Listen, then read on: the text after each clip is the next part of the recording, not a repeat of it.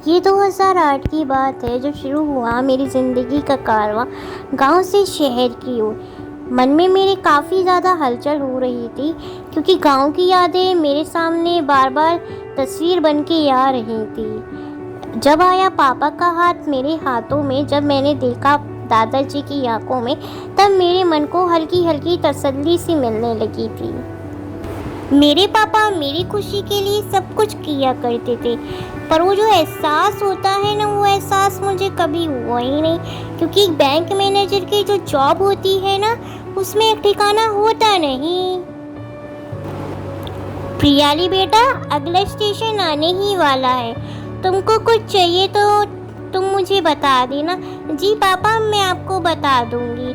अच्छा, अभी मैं आराम करने जा रही हूँ ऊपर। मेरे और मेरे दादाजी का जो रिश्ता है ना, वो एक दोस्त के जैसा है। जो बात मैं हर किसी से कह नहीं पाती, वो हर बात मैं अपने दादाजी से बड़ी आसानी से कह देती। प्रियाली बेटा, सुबह हो गई, स्टेशन आने ही वाला है, तुम आ जाओ। अच्छा, मैं आ रही हूँ पापा। दादाजी कहाँ है? दादाजी तो कब के तैयार होके नीचे बैठ भी गए। घर आने की मुझे काफ़ी ज़्यादा खुशी थी क्योंकि काफ़ी सालों बाद मैं मेरे पापा के साथ वक्त बिताने वाली थी।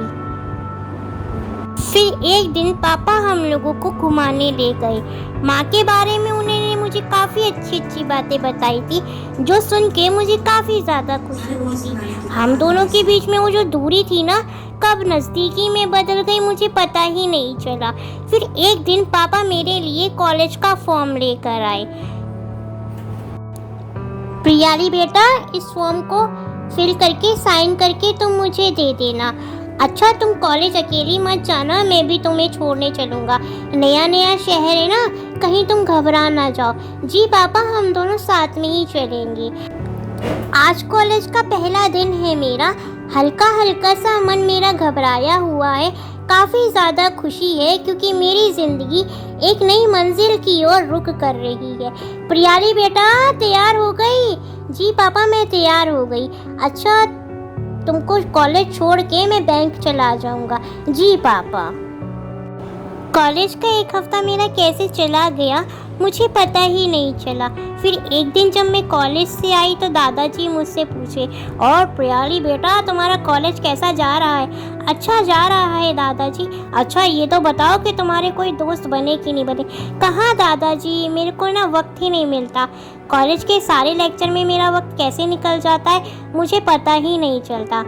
मन में मैंने सोचा, कहाँ दादाजी, मेरी तो हिम्मत ही नहीं होती किसी से बात करने की। अच्छा प्रियाली बेटा, तुम तैयार हो जाओ, फिर हम दोनों साथ में खाना खा लेंगे।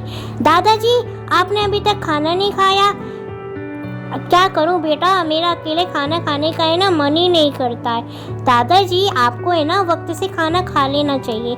अपनी सेहत का थोड़ा बहुत ख्याल रखा करो दादाजी। खाना खाते खाते दादाजी ने मुझसे पूछा, तुम कॉलेज के लेक्चर में ही व्यस्त रहती हो, कोई और भी बात है? नहीं नहीं दादाजी, ऐसी कोई बात नहीं है। वैसे आपने ऐसा क्यों पूछा? क्योंकि मुझे है ना मेरी पहले वाली प्रियाली है ना नज़र आ नहीं रही है, इसलिए मैंने पूछा। अच्छा, आप ये सब बातें छोड़ें, आज आप चश्मा बनवाने जाने वाले थे ना, फिर क्या हुआ? मैंने सोचा जब तक ये चश्मा चल रहा है तब तक चला लेता हूँ। दादाजी, अरे बेटा, जब तुम हमारी उम्र में आ जाओगे ना, तब तुम समझोगे कि बचत करना कितना ज़रूरी होता है। मैं नहीं मानती इस बात को।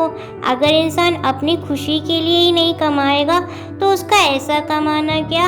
हम दोनों है ना कल सुबह ही चलेंगे। पहले मैं आपका चश्मा बनवा दूंगी और उसके बाद मैं कॉलेज के लिए चली जाऊंगी। अगली सुबह मैं और मेरे दादाजी चश्मा बनवाने के लिए चले गए। मैंने उनका चश्मा बनवा कर उनको रिक्शे में बिठाकर अपनी कॉलेज की ओर चली गई। जब मैं कॉलेज की तरफ गई तो पीछे से मुझे एक लड़की बुलाती हुई बोली, क्या बात है, तुम कॉलेज में काफ़ी अकेली अकेली सी रहती हो, किसी से बात नहीं करती, कुछ हुआ है क्या? नहीं नहीं, ऐसी कोई बात नहीं है। वैसे मेरा नाम दिया शर्मा है, तुम्हारा नाम क्या है? मेरा नाम प्रियाली मेहरा है। कॉलेज की वो मेरी पहली दोस्त थी। हम दोनों में काफ़ी बातें मिलती नहीं थी, पर जब भी मैं उसके साथ होती थी तो मेरी ज़िंदगी का जो खालीपन है ना, वो दूर हो जाया करता था। फिर एक दिन दिया का मुझे फ़ोन आया और वो बोली, हमारा जो कॉलेज है ना, वो नैनीताल की ट्रिप पर जा रहा है, तू भी चलेगी क्या? चल मैं पापा से पूछकर बताती हूँ। मैं डरी सहमी सी मेरे पापा के पास गई और मैंने पापा से कहा, पापा मैं आपसे एक बात कहूँ? कंधे पे मेरा बस्ता है, जाने को मेरा मन बड़ा बेताब नैनीताल की ट्रिप पर है। डरने की कोई बात नहीं है मेरे प्यारे पापा, साथ में साथियों का साथ है, हिफाजत के लिए टीचर्स हैं। जाने की इजाज़त दे दो ना मेरे प्यारे पापा। बातों का जादू बड़ा अच्छा चला लेती हो प्रियाली बेटा, मैंने कह दिया ना। उदास मन से मैं वहाँ से चली आई छत पर। इस बात को एक हफ्ता गुजर चुका था। फिर एक दिन मैंने कुछ गुनगुनाने की आवाज़ सुनी। मेरा मन नृत्य करने को कर गया। जब मैंने देखा तो मुझे थोड़ा सा धक्का लग गया, क्योंकि मैंने मेरे पापा का ये रूप कभी देखा नहीं था। पापा आप कितना अच्छा गा लेते हो, आपने कभी कोशिश नहीं की? बेटा मैंने कोशिश की थी। एक प्रतियोगिता में ना मैंने भाग भी लिया था और उसमें मैं जीता था। फिर मैं अपनी ज़िंदगी में इतना व्यस्त हो गया ना कि मुझे वक्त ही नहीं मिला कुछ करने का आगे। ये बात सोचते हुए मैं चली आई अपने कमरे की ओर।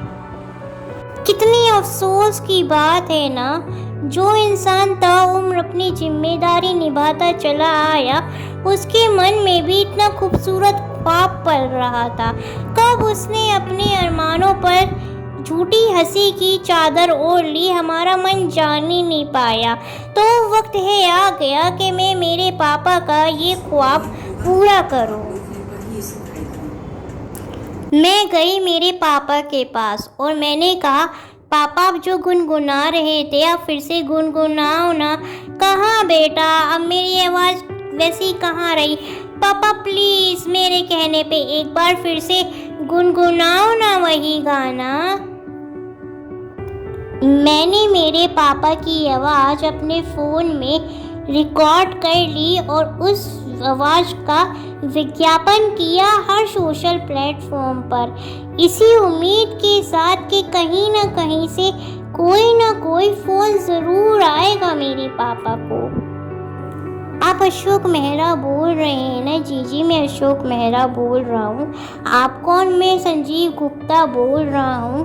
पेशे से मैं एल्बम को प्रोड्यूस करता हूँ। मैंने आपकी को आवाज़ कोई सोशल प्लेटफॉर्म पर सुनी, आपकी आवाज़ काफ़ी आकर्षित है। जी शुक्रिया।